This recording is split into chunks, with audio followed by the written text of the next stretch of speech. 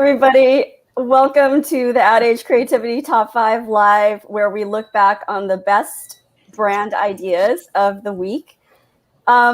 Before we jump in, I just wanted to give a shout out to that new intro that completely took us off guard. that was amazing. Yes, that was from Max Sternlicht, our producer, who is awesome and who actually will be leaving us soon, at least in official capacity. Hopefully he'll come back to freelance for us. But he's going off. I think that intro is a little bit of a hint as to what he's going to be doing next.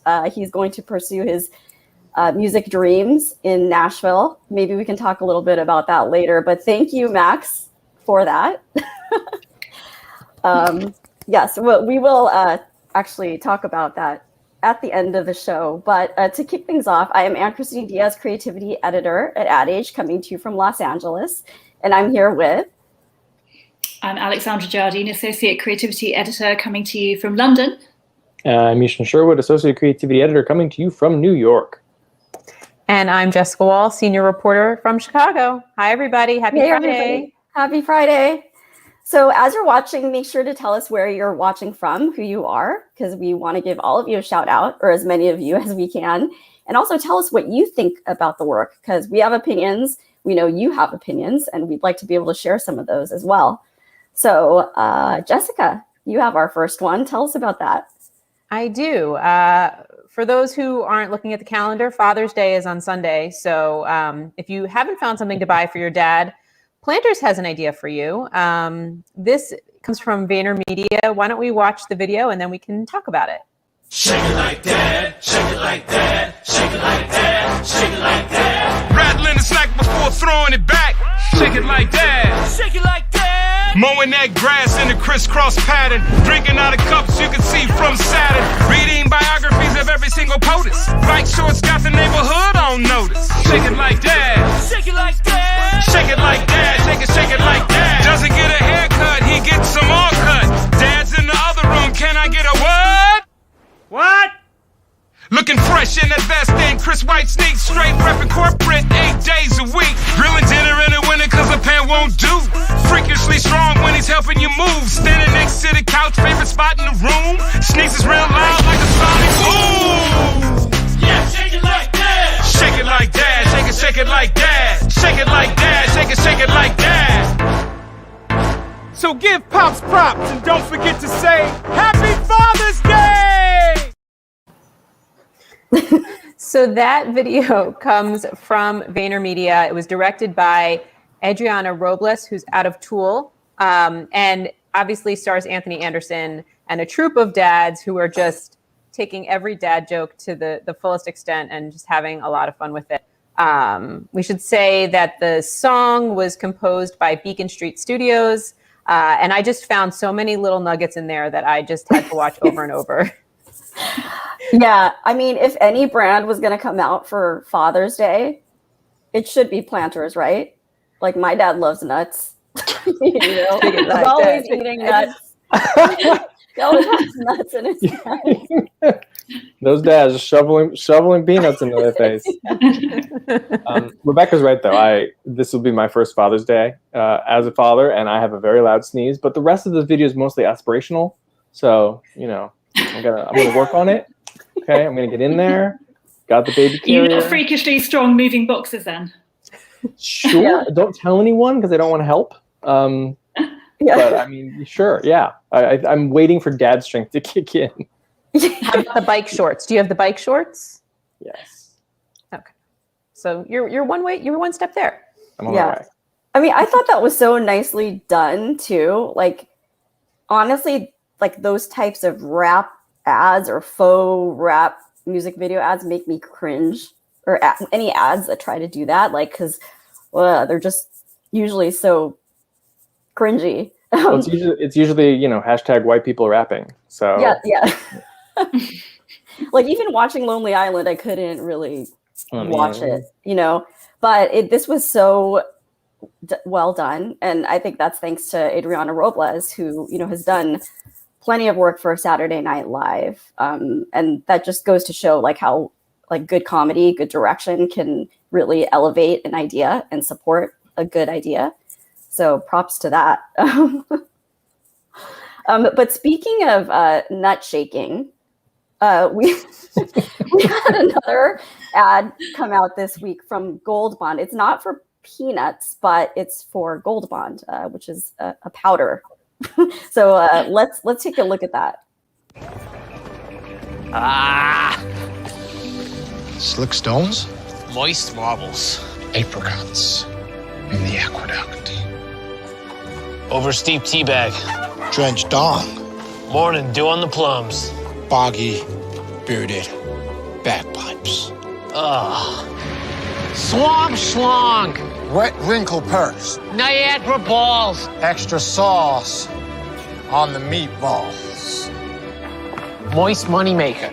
between the thigh, slip and slide, 2 wet mice and a warm sock. huevos calientes, No, not you. Case of sack juice. soggy satellites. Man meat, feeling the heat. Houston, we found water on these planets.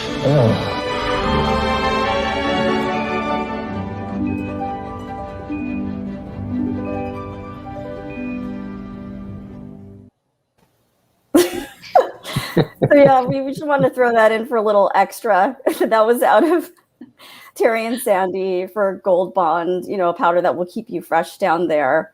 I thought this was hilarious because could you imagine, the creatives on this sitting around the table trying to come up with. They had such a lot of fun with the copywriting on that, didn't they? Yeah, like I wonder what got left on the cutting room floor. Like, Yeah, that would be interesting to know. powder for your peanuts. Thanks, Melissa. Yeah, This feels like one of those ads that people watch and then they start doing it themselves. Like they start copying it themselves, and then like it turns into like this inside joke among friends, and they're driving on the road trip, and you just keep going with it, and 3 years later, no one knows where it actually started. But like this is exactly right for the target audience. But yeah, that's exactly it too. It's also like a good roadside game. Like who can come up with the better, balls euphemism? Forget punch buggies. Yeah, forget punch buggies. So before we move on, we have some shout outs. Jessica, you want to tell us who's watching? Sure. We have Mahmood from Tehran, Prasanth and Artirka. Sorry, I butchered your name there, from India. Thanks for joining us. Andy from Michigan, Carol from Brazil, Mary from Wisconsin, Deb from Maine, Shannon from Canada, Mary from Connecticut, Jorge from California, Ibrahim from Bangladesh, Philip from Jamaica, and Vikas from England. Hi, everybody. And I have to tell you, if you're buying your dad Gold Bond and planters for Father's Day, you might want to rethink your strategy, but hey, Or he's going to be really happy. They'll have to let us know how that goes. On your first Father's Day. So moving on from balls down there, we have a different kind of football. Alex. Oh, nice link, Anne. Yeah. Well, so number 4 this week, the Euros have started. I feel like we've been talking about them for weeks, but now they've actually started. England versus Scotland tonight, which is going to be a huge one for us here in the UK.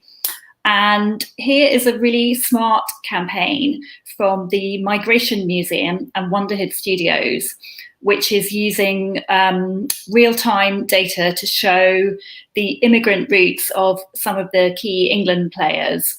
So how it works is just before the games start, we've got digital billboards which are showing the lineup of the team, and then they're blanking out the names of any players that wouldn't be there without first, second, or third generation immigration, which is basically everybody. And then after the game, it will show that, so if there's a significant score, like when England won against Croatia 1-0, basically they're saying that wouldn't have happened without Raheem Sterling's goal. It's just I think this is very clever. And, we've seen a lot of campaigns around the Euros which talk about racism and trolling and the toxic nature of soccer. But I think this goes to the heart of a really big issue. If it wasn't for immigration, we would have no team. Mm-hmm. Yeah, and it's a great way for the Migration Museum to become part of this broader conversation. I don't know what the stature of the museum is in the UK. Alex, you know better. I don't think it's particularly well known. I didn't really know about it. So I think it's a good way for them to get their brand noticed. But I think this will get noticed by a lot of people. And, the soccer audience, there can definitely be a racist element there and a right-wing element. So it's interesting. Yeah, I thought that was beautiful and simple and a nice use of outdoor and data. So one of the things you run into with campaigns for progressive organizations, you usually end up like preaching to the choir. The people who are going to see your message are the people who are going to agree with your message anyway, because those are the people on your mailing list, et cetera. But I think it was really smart to this kind of very specific targeting to the kind of people, like saying specifically, hey, the thing that you really care about right now wouldn't be happening at all. It reminds me a little bit of like, though sometimes in the US we'll see, campaigns that says, we wouldn't have, traffic lights or peanut butter without, the contributions of Black people, So I think it's a smart way to get a point home that certainly this audience probably isn't usually thinking about. Yeah. So, but that wasn't the only football/soccer news, right, Alex? I'm sure people have probably seen this on social media, but there was a Bottlegate, which started with, well, let's have a look. It's Ronaldo here, and he's doing a press conference with some Coke. No, he's not. Yep, make sure it's agua. He said agua. Yeah. So that happened. And then a day or so later, another player, Pogba, did a similar thing with a bottle of Heineken. I don't think he swapped it for water, but he basically put it under the desk. So this is interesting, two really big sponsors of the Euros, and these players are powerful enough to say, we're not having this. Yeah. I mean, it just makes brands as sponsors rethink what, the dangers too, like of what they stand for or what players could do. And also just the power of celebrity and influencers. Yeah. And I think it speaks to, something that's going on in a lot of sport at the moment. For instance, with Naomi Osaka and the French Open, she was saying she was basically refusing to engage with the media. And these people have got so much power through their own social channels that they can start to dictate the terms now. And I think that's going to really change, well, particularly what brands can do around sport. Yeah, for sure. Yeah.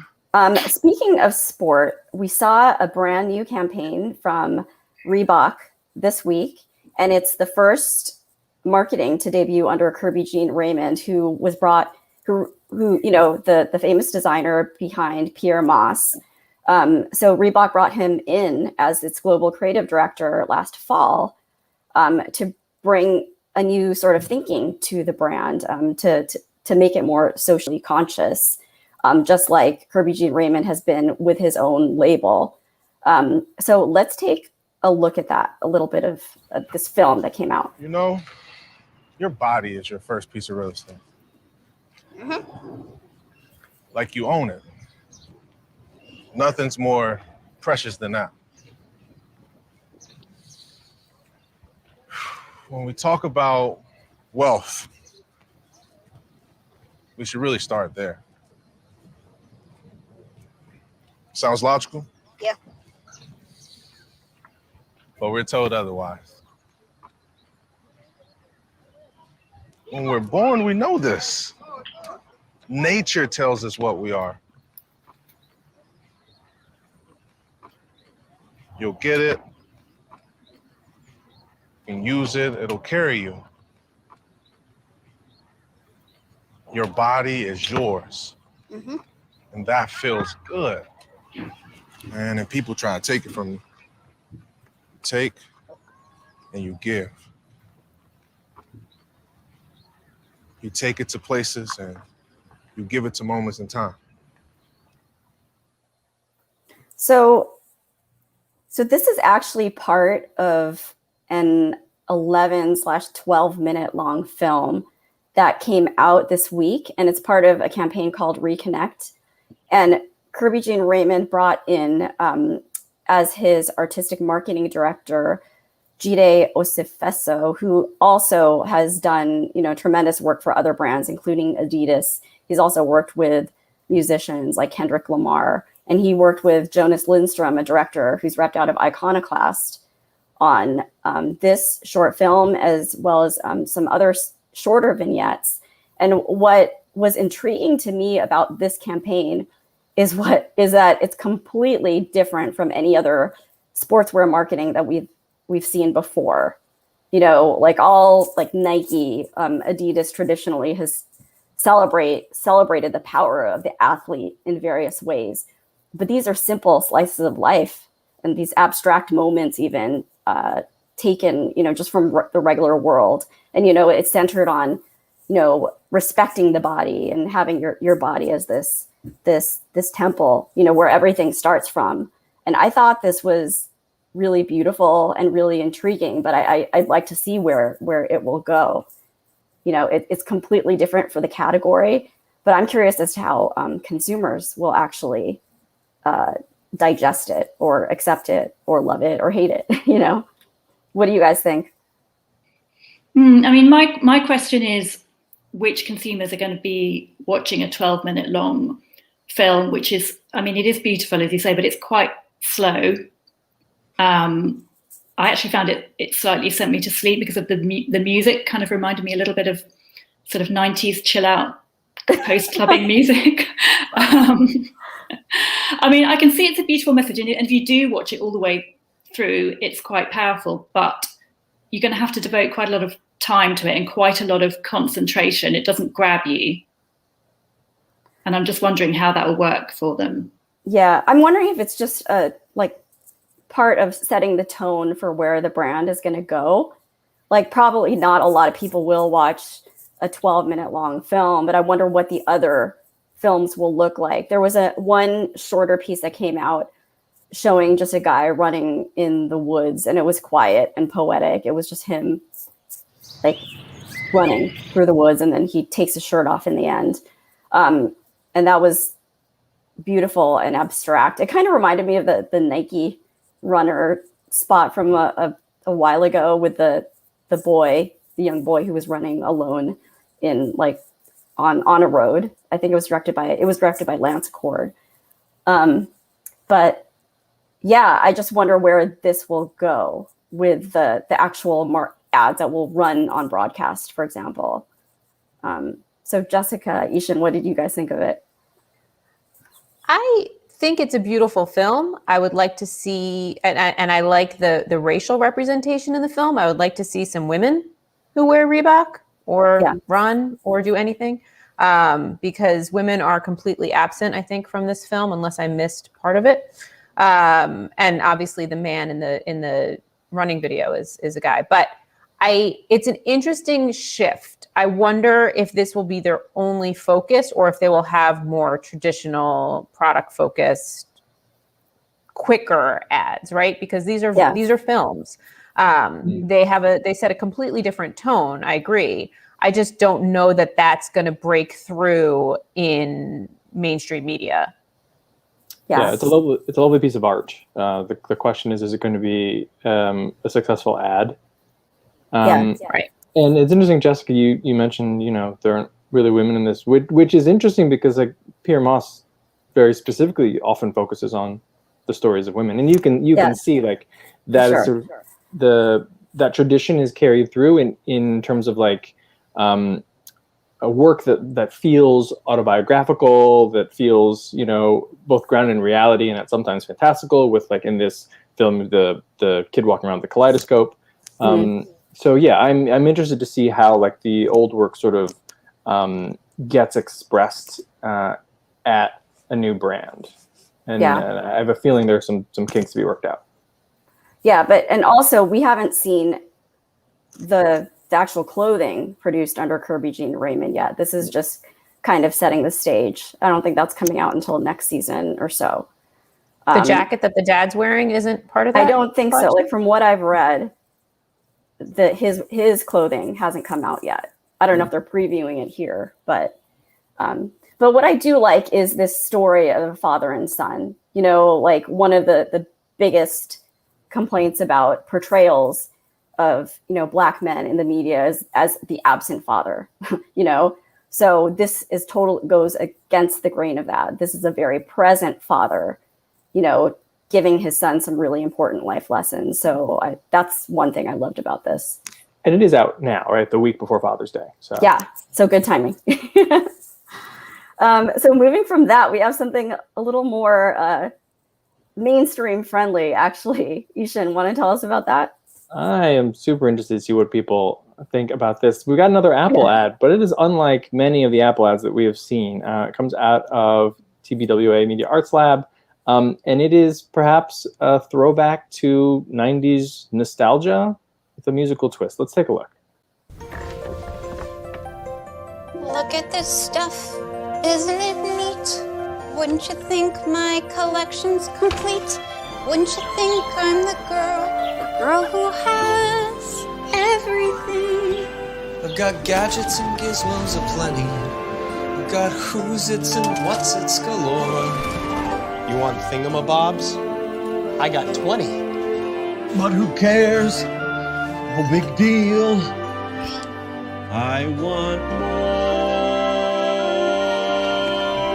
Up where they walk, up where they run, up where they stay all day in the sun. Wandering free, wish I could be part of that world.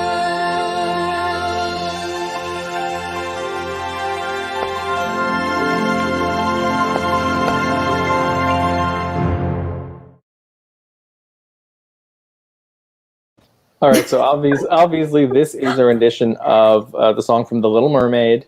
I'm of the Little Mermaid generation, so this one hit me, you know, right in the childhood. And of course it's sort of comparing like these people with all of these, you know, gadgets and gizmos and I assume dingle hoppers, who are looking at like the clean lines of an iPad that functions as a computer. I did though think it's a little bit rich coming from the company that popularized the dongle, like multiple dongles, being like, oh my god, who has all this stuff? I don't understand. But it's a cute song. Yeah, I like just bringing it back, like what you just said, hitting you right in the childhood. Like I imagine that's the specific target that they're trying to hit, right? Like us who grew up with The Little Mermaid. First of all, I'm mad at it for bringing that song back into my head. I thought it was finally out of my head, and now it's not. But yeah, that comparison of looking out into the world out there, that world of freedom, just like Ariel looking at the fork. What do I do with this fork? I thought that was super clever. And the direction from Matt Aselton of Arts and Sciences was spot on. You know, another fine comedic story from him. But yeah, I think just using that song was super smart. You know, it's an earworm. People are going to remember it. And I wonder how much they paid Disney for it. Actually, lots of people do. Like people have asked me, I wonder how much that costs. I mean, I want to follow up with Poor Unfortunate Souls. That has ad campaign written all over it. Isn't Apple also running an ad with the Willy Wonka song right now too, for the purple phone? So they're going back into childhood deep. There's a lot of Must be a lot of creative people at Apple who are rewatching movies during quarantine or something, because there's a Willy Wonka ad out there too for the purple iPhone, whatever it is, 72. It's a nostalgia thing. It's a nostalgia thing, and everybody's got all those cords and all that stuff under their desk that they don't even want to think about. And this is a nice representation of how you can swipe that all away. So. I remember when Mad Men was really popular, people talking about how like the 60s was big because the people making TV shows were children in the 60s. And so you always refer back to what is in your childhood. So it tells us the exact age of the people working on Apple Creative right now. Yeah. And maybe kind of 80s nostalgia is going to seep into 90s nostalgia now. Mm-hmm. Yeah. As everyone And then grows once up. it's 2000s nostalgia, then I'm officially an old man and I won't understand it anymore. Yeah, just wait, it's coming. So before we move on to our number one item, we have maybe a couple things that we have to discuss. So everybody's getting ready for the hot vax summer. Since many people have been vaccinated now, we anticipated that a lot of dating platform sites would start coming with some advertising. So, Alex.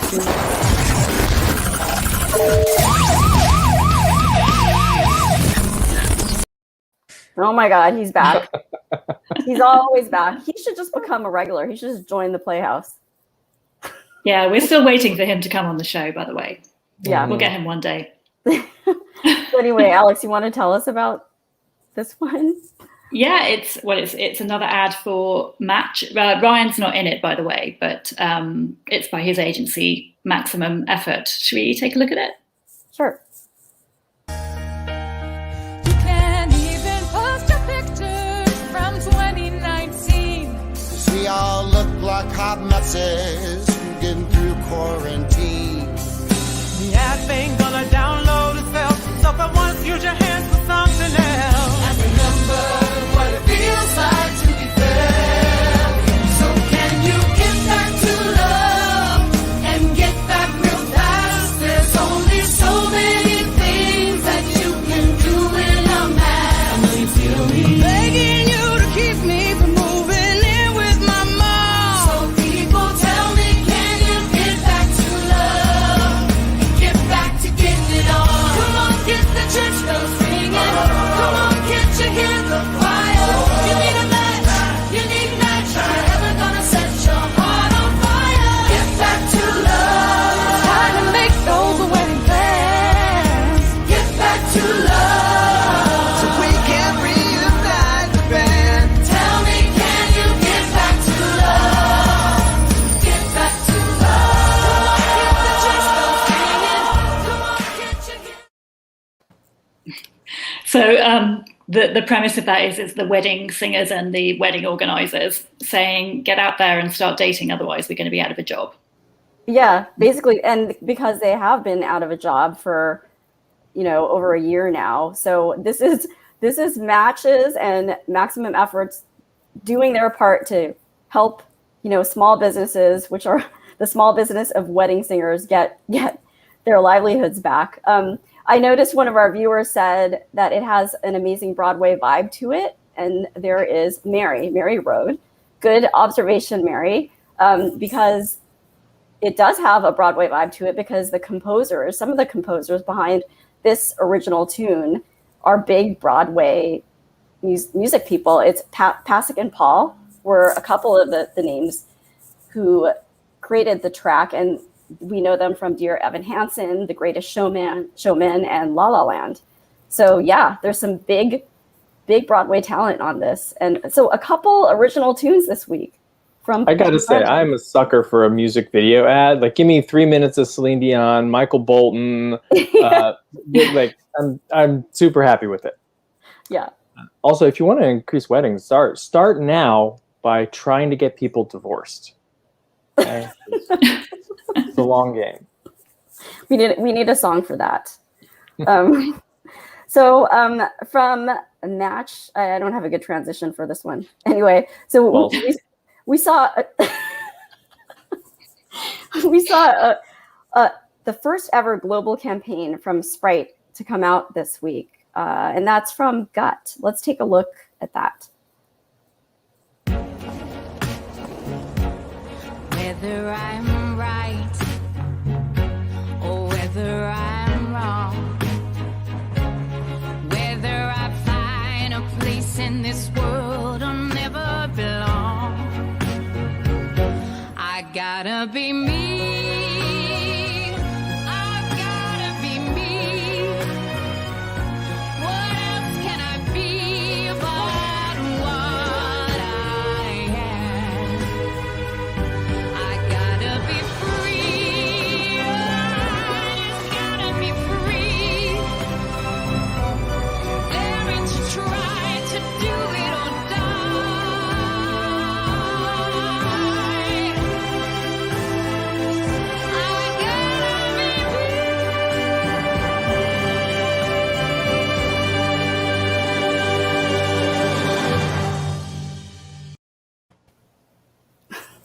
So as an ad itself, I think it's pretty beautifully done. You know, there's a nice track, some beautifully shot images, great cinematography, a very diverse cast, a very obviously diverse cast. But my issue with it was the tagline. It's "Let's be clear," you know, and transparency rules are aligned to that vein. I felt like that was a bit of a stretch. It feels like you're trying to force the product into the message. It would have stood on its own as a beautiful ad, but just those lines, to me, it just kind of to me, it felt a little bit forced. It's on the nose, right? Yeah. Did we mention you can see through Sprite? Huh? Yeah. It's a little thirsty, is what you're saying.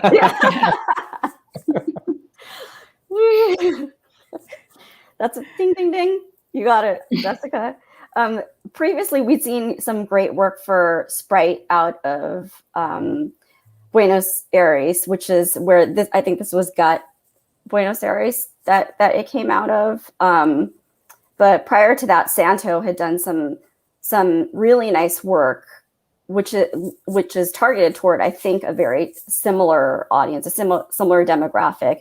Basically, it's supporting lots of people. Like I Love You Hater. And then there was a campaign where they took an online bully and brought him face to face with all the people he bullied online, which was incredible.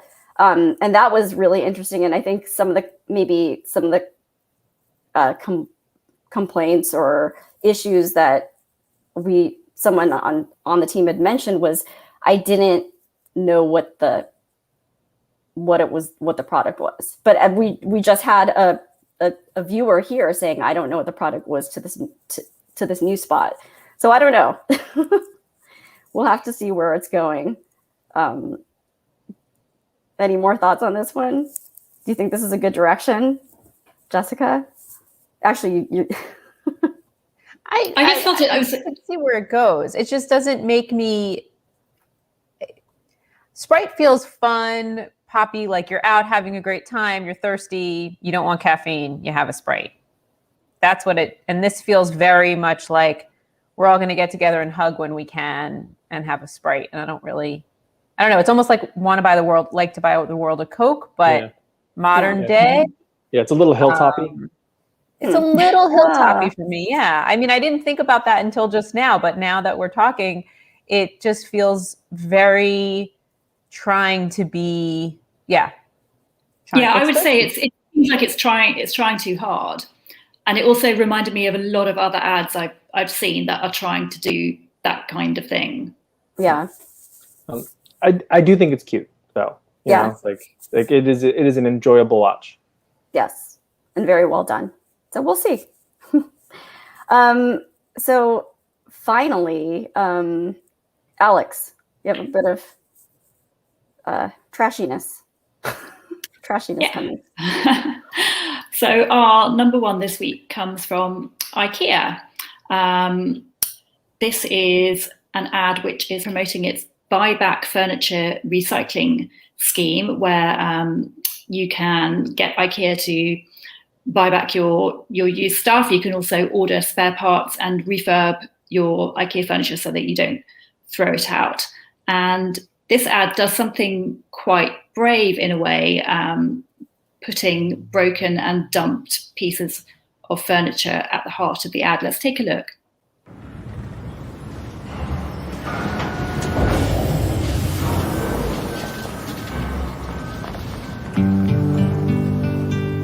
You had the better hold on to what you got. You had the better hold on to what you got. 'Cause if you think nobody wants it, just throw it away, and you will see someone will have it before you can count. 1, 2, 3. Yes, they will. Yes, he will.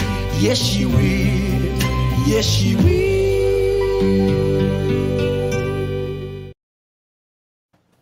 So before we discuss this one, Alex, we have more shout outs. We have Valerie from Pennsylvania, Kariti from India, Amato from Mexico, Sentil from Saudi Arabia, Sarab from India, and Dan from Nevada. Thanks for joining us, guys. And also, if you want to check out all the winners that we discussed and the other things we discussed, we're going to throw up a QR code that you can snap to take you right to the page. So yes, IKEA. Alex, tell us about this one. What do you? Yeah, so this comes from a try in Oslo, and Norway is one of the countries where they are having this scheme that was started as something for Black Friday in the UK, but certain countries are now permanently running this buyback scheme.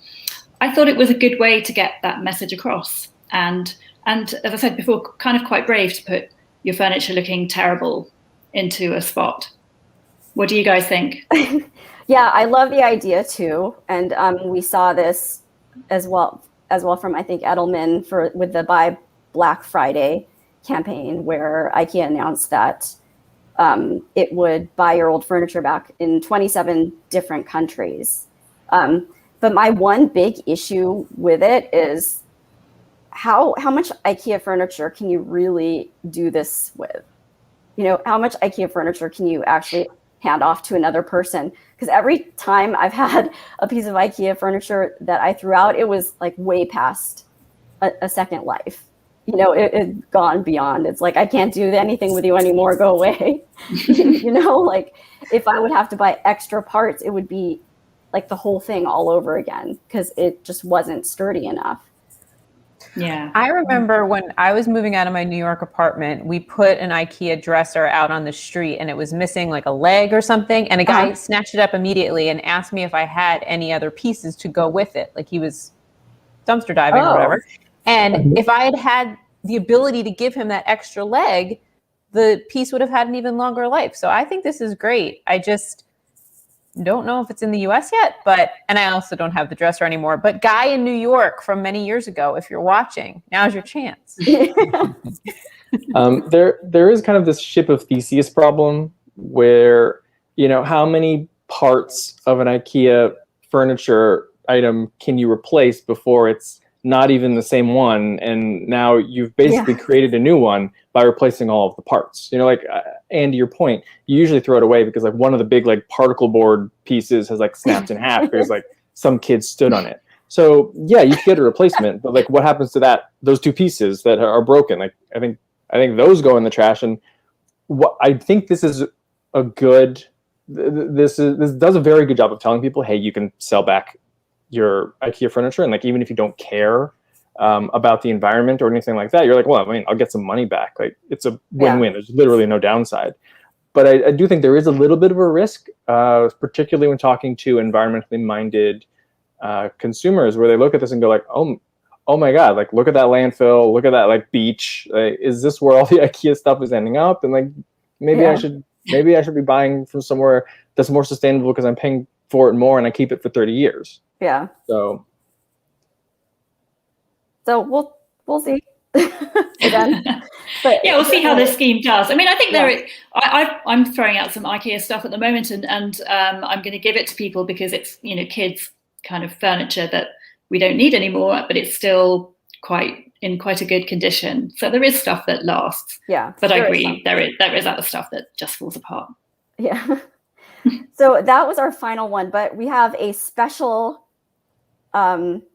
section of the show we'd like to introduce, and that is another top 5, and that is called the Max Sternlicht top 5. I am hoping that Max in the back can show himself.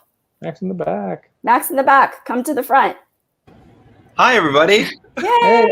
Oh, wait, real quick. I'm going to disappear again. Oh. Hi, hi, everybody. Welcome to the clubhouse. Wow, first time. Yes. So actually, he's always been there in the clubhouse, but in the back, as we said.